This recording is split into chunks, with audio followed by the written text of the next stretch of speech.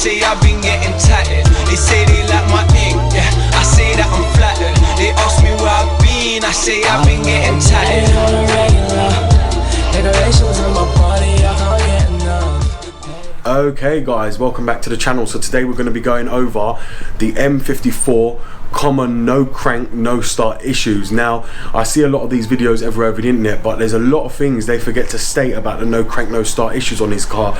Now in the UK we get a very common problem, which I'm going to go over in a video. So I'm going to be showing you today all the no crank no start issues on this car. Now a lot of you will probably be a bit wondering why, but this is a common problem, and I know a lot of people will agree with me on this. In the UK especially, this problem seems to happen a lot on the E46, E39 and E53. It's a very common problem. I've just done one on the E53 where this problem was existing and the car just would not start either. So I'm going to show you what the fault is. So the first one on these guys is the crankshaft sensors. Now, as said in my previous video on my M52, the crankshaft sensors work the same way on the M54. They are responsible for sending a signal back to the DME for the crank position and the correct angle and when to advance the timing on the vanos. Now if they go faulty, they will cause a cranking but no starting condition. So it's something you have to be aware of, that if they fail, they can interrupt the vanos and it can also cause your car to crank but no start. Now the next one on these is the crankshaft sensor.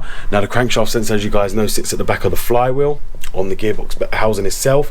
Now that one is responsible for the same thing as the camshaft sensors, but it's different. That one actually is the signal to start the car. Now if it's reading the different signals, your car will not start.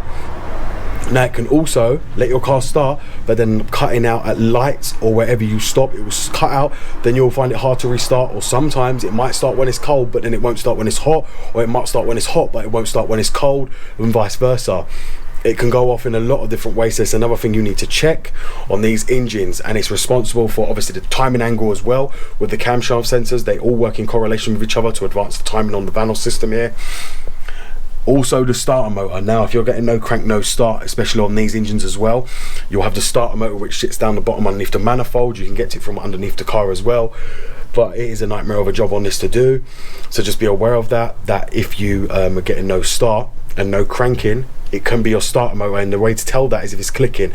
Now another way to get your starter motor as a temporary fix is to hit it. Go under the car, get a rubber mallet or a lump of wood and hit the starter motor. That's another way we used to do it years ago on the cars. If the starter motor is knackered, you can actually tap it with a lump of wood to just get it started for now.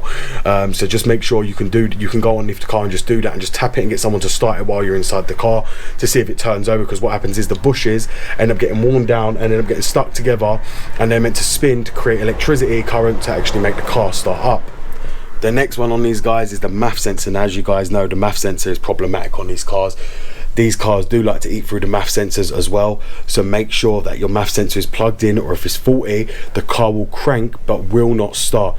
The MAF sensor sits right there, as you can see, and it is a faulty item, and I know it goes bad a lot in the US especially, so it's something you need to check for to make sure that is actually working and fully functioning. Now I know a lot of people, the best way to tell is to unplug it to see if it's working, but my best advice is to get a scanner or get ISTA and check it with ISTA, because that will be your best friend for helping you diagnose all these faults on these kind of cars, especially what sensor it is. That is why BMW built these cars with so many sensors, to actually leave a fault so you'd be able to diagnose a lot easier than actually doing it like the old-fashioned cars with no OBD. The next one on these guys is this positive battery terminal right here. Now I've seen a load of times, and when we used to work in the garage, we used to get this a lot, is when people would take the manifold off on the M54, they'd forget to bolt this bolt back up for the positive cable. They'd leave it hanging underneath the manifold and they completely forget about it, bolt it back up. Now if you forget to bolt that battery lead back up, which is the positive cable, you're going to expect no crank no start as well, because that battery cable is needed to start the car. Make sure you do bolt that back on, because it's very important that you do that, and make sure if you do remove the manifold that you pull it back through the way it's meant to come, through the middle, because it has to go back on there, and it's very important for the car to actually let you to start the car, even get any kind of power to the car at all. Now as you'll see here, this is the DME box, but on E46 and E39, these are not known for getting water in the ECU box. A lot of you guys will know that. They're not really known for that, and they don't give no problems. But if you want to check your ECU as well to make sure there's no water in it, I would check it right here, which is right here as well. This is the ECU box where you'd come in and you check the well area to see if you've got any kind of water in it, and it would be floating about here if there's going to be any kind of water in it, so just make sure of that. But usually you don't usually get water on these cars, not that I've ever seen anyway. You would have to check a lot of, just make sure sure that obviously there's no water in there firstly, and then you can move on to the next part of the car, which you need to just check, well, all the other stuff as I've said. But I'm going to show you some other things now that you need to check on this car as well, which can fail and cause no crank, no start. And so the next one I'm going to speak to you about here, guys, is the engine management fuses. Now, as you guys know, the engine management fuses sit underneath here. Now, if you was to touch a negative and positive together, I don't know, on anything on the engine, all the fuses here in the engine bay relate for the engine. So i.e. the O2 sensors, all the emission control, the starting and cutting off, they've also got relays in here. Now, that's something else you would have to come and check if you're getting no crank, no start, and you can check that with a multimeter to see which ones are out and which ones are fine. This car is very, very easy to diagnose for a bad relay or bad fuse, because it's not many for the engine to start. I've not noticed any of them to get a bad relay or bad fuse. That's because people are trying to put radios in and not wiring it properly and anything else like that, and that's what usually pops the engine management fuses. Or they end up doing something funny with the clusters or changing this on the cluster. There's always something to it to pop them fuses, because them fuses are all backed by quite a few, and they control the whole engine circuit for everything on the engine, i.e. the starter motor, everything for the Vanos system, all the emission system, the or everything on the engine that runs electrically is controlled by the fuses under this box. So if you are getting any kind of crank no starts, make sure to check here as well. So in here, guys, is the other place for all the fuses. As you'll see here, you'll just turn these catches here and here, and you'll just drop that down, and there's all the fuses here as well. These are all for the interior as well and everything else, so just be aware of that. That is a lot of fuses there as well for everything else, but that's where the fuses are on this car for no crank, no start. You'll find them all located here as well. Some are for the engine management, some are for the DSC. So if you've got DSC lights, make sure you check in here as well, because these are controlled all for the light via these fuses here, as well as the engine fuse box. So this is the other fuse box, guys. So the next one, guys, is a battery. So a bad battery will cause clicking as well and no start. So if you're getting crank but no start, that could be your battery as well. Now, as you'll see here, this car is on 160k and still on the original BMW battery. But if you're getting crank not start, check all your cables on the battery and make sure they're all on, the positive and the negative, because sometimes people release them and don't put them back correctly, and that can cause your crank no start, especially this one here that grounds to the body. So make sure you check them and check them all properly and thoroughly to make sure that ain't the problem. But as you can see here, this is still an original 160k BMW battery with no errors, no problems. The car still starts even in the winter, even when it's been sitting, it still starts perfectly. So this is another one, guys, that if you're getting clicking but no start, make sure to check this, as this can cause that kind of procedure, and also a flat battery going overnight, which can be a battery drain from the final stage resistor, as many of you are aware. So the next one, guys, which a lot of you are probably not aware on this car, which can cause crank not start, is the ignition barrel.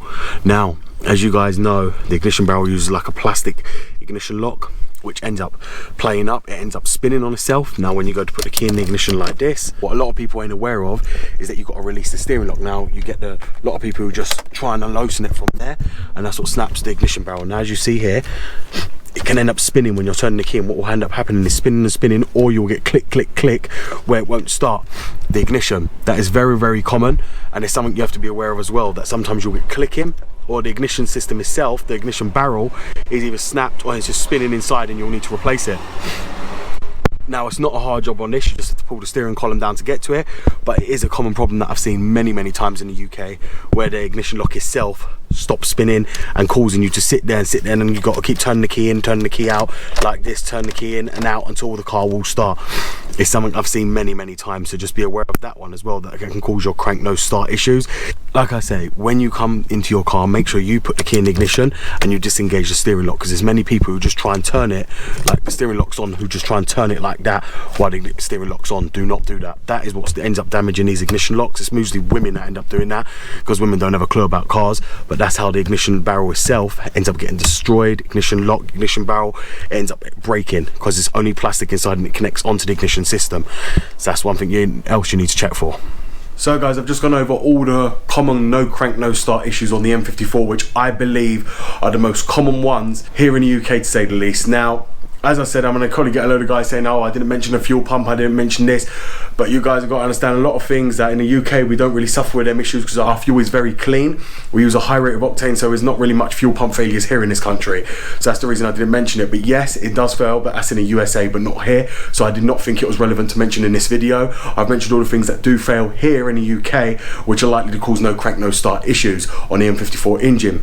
So I hope you guys enjoyed this video. If you have enjoyed it, please give it the like button, and if you haven't subscribed already, please go ahead and subscribe. This is BMW Dr. Dean here. Thank you very much for watching, and goodbye.